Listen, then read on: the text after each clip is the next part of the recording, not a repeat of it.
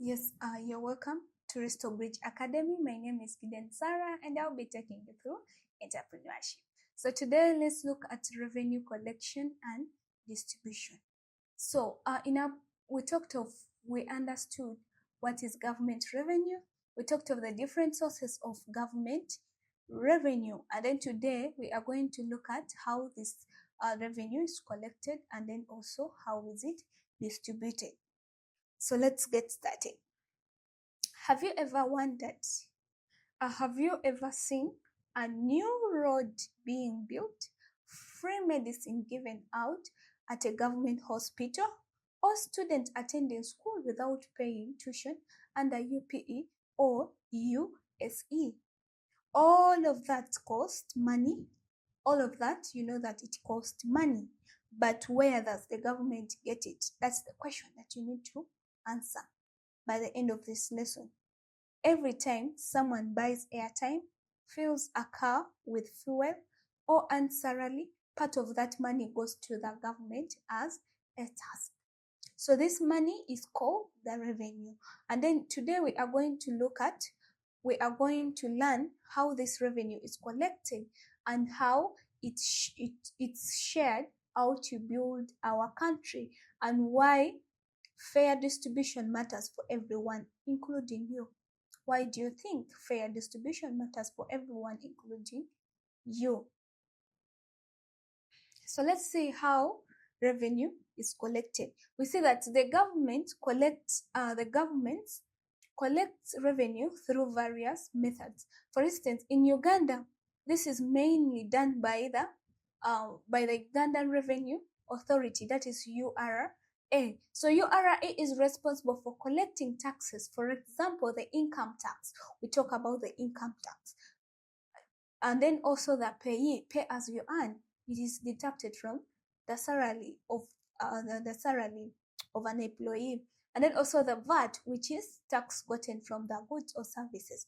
And then also we have the import and export duties, the tax that is charged in goods that enter or that goes out of the country. So the URA is the one responsible for collecting all these taxes and then present it to the government.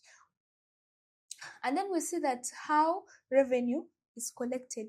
There are other ways how revenue can be collected. We have the fines. We talked of the fines and penalties, fees for the government services, for example, the passport, driving license.